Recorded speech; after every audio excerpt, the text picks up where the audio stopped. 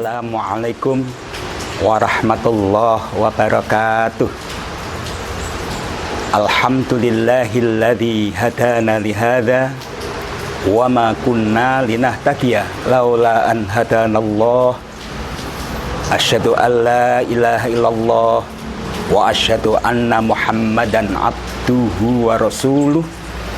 Wassalatu wassalamu ala asyrafil anbiya'i wal mursalin wa ala alihi wa ashabihi ajma'in. Wa qala Allahu ta'ala fil Qur'anil Karim, a'udzu billahi minasy syaithanir rajim. Idz talaqawnahu bi alsinatikum wa taquluna bi afwahikum ma laisa lakum bihi ilmun wa tahsabunahu hayyinan wa huwa 'indallahi 'azim. Shadaqallahul 'azim. Jamaah rahimakumullah wa hadakumullah. Alhamdulillah, saya ucapkan dengan rahmat Allah Azza wa Jalla, Allah Subhanahu wa taala, kita sampai saat ini masih diberi usia panjang, diberi kesehatan, sehingga kita bisa mengikuti kajian pada saat ini. Marilah akan kita sampaikan kajian pada pagi ini, yaitu yang ada kaitannya dengan HP, handphone. Sebagaimana kita ketahui bahwa handphone adalah alat komunikasi. HP atau handphone saat ini bukanlah merupakan alat yang mewah atau yang elit lagi. Sekarang ini sudah semua lapisan masyarakat punya HP. Dan sehingga sekarang ini yang namanya informasi dari seluruh penjuru dengan cepat bisa kita ketahui. Berbeda dengan saat saya kecil, saya itu usianya sudah 66 tahun. Dulu yang namanya menyampaikan informasi ini cukup lama, nggak seperti sekarang langsung bisa ya. Misalnya ya, saya itu rumahnya di Kabupaten Magelang di ujung utara. Setiap saya menyampaikan informasi ke famili saya di Jogja atau Semarang, ini cukup memakan waktu yang lama. Kirimnya saja paling tidak seminggu 7 hari. Kemudian famili saya membalas juga seminggu lagi, bahkan lebih. Karena waktu itu lewat pos atau via pos, Pak Pos tidak langsung menyampaikan ke desa saya karena memang jauh 1,5 kilo dari kota kecamatan, sehingga dititipkan di kantor camat. Ya. Nah, dari desa seminggu sekali ada yang tugas untuk mengambil surat-surat itu. Kalau misalnya surat saya itu datangnya adalah sekarang, ya, sekarang ini datang misalnya, nah, kemarin petugasnya sudah ngambil, berarti di kecamatan saja paling tidak 1 minggu atau 7 hari lah, 7 hari, sehingga cukup lama. Itu kalau zaman dahulu. Sekarang banyak orang yang mengatakan bahwa sekarang itu adalah era informasi ya, jadi teknologi informasi. Dalam era informasi ini, atau teknologi informasi ini, yang namanya berita itu sangat cepat. Di samping cepat, ya, jumlahnya pun juga banyak sekali, sehingga kita harus mensikapinya dengan bijak. Harus mensikapinya dengan berhati-hati.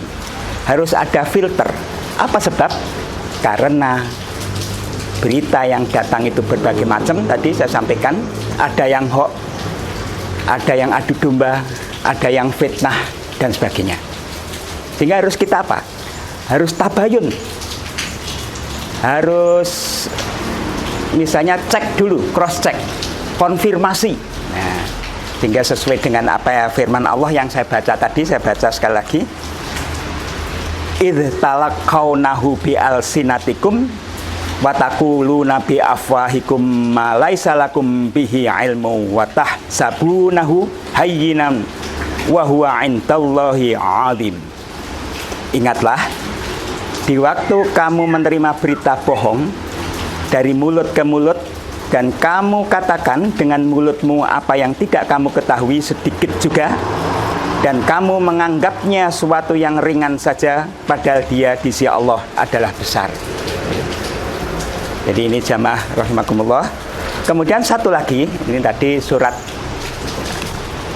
An-Nur ya, ayat 15. Sekarang ayat surat Al-Hujurat ayat 4. A'udzubillahi minasyaitonirrajim. Ya ayyuhalladzina amanu in ja'akum fasikum binaba'in fatabayyanu.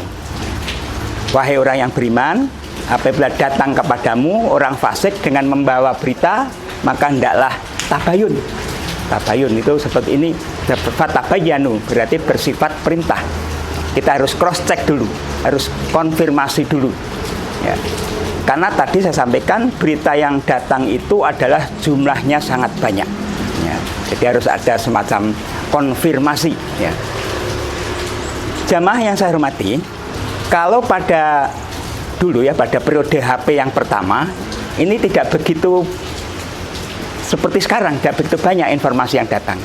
Di samping dulu masih pakai biaya, nah sekarang ini tambah lagi, ada yang sifatnya grup. Ya. Kalau dalam grup ini, misalnya anggotanya 150, berarti kita share, kita lanjutkan ke grup, sekali kirim 50 orang paling tidak yang membaca. Jadi harus berhati-hati, kita konfirmasi dulu benar tidaknya. Jangan sampai berita itu adalah berita bohong, hoax yang tidak benar, atau malah fitnah. Misalnya seperti gini, ada berita ya, bahwa SPBU masuk kota itu menurut berita adalah banyak penyelewengan, banyak kecurangan. Nah, ini orang yang membaca ini ya tidak ada konfirmasi, langsung percaya saja. Sehingga kan berapa orang nanti yang tidak beli sehingga merugikan orang lain. Padahal itu misalnya bohong. Apa ini tidak berarti kita itu menjadi agen penyebar kebohongan? Apa bukan berarti kita itu agen fitnah? Ya, jadi harus berhati-hati. Jadi tadi saya sampaikan ya, misalnya Al-Quran tadi, ya situ surat Al-Hujurat ayat 6 ya, itu memang sifatnya adalah kita adalah berhati-hati. Fatabayanu itu ada perintah. Jadi yang pertama, nanti kalau kita menerima share atau menerima berita seperti itu, pertama adalah dibaca dengan teliti. Benar tidaknya berita tersebut. Jangan cepat-cepat di-share agar tidak merugikan orang lain. Kemudian ini merupakan larangan juga agar kita tidak melanjutkan, ya tidak share tadi kepada orang lain, yaitu berita-berita bohong. Apa sebab kalau kita share, kita lanjutkan, berarti itu adalah fasik kalau menurut tadi ya, ayat Al-Quran yang saya baca tadi. Istilah lain, hendaklah kita hati-hati ya, dalam setiap kita mengirimkan berita, cek dulu, setelah jelas silahkan, kalau memang bagus tidak apa-apa. Mungkin malah merupakan ibadah karena orang lain nanti akan bisa menerima informasi-informasi yang bagus ya. Karena tidak menutup kemungkinan ya, itu berupa ilmu nanti dan seterusnya dan sebagainya. Ya. Jamaah yang saya hormati, Rasulullah Muhammad Sallallahu Alaihi Wasallam bersabda, ya, wa yakramu lakum qila wa qala. Allah sangat membenci, Allah tidak senang kepada orang yang apa? Yang selalu mengatakan yang apa? Qila wa qala. Apa qila wa qala?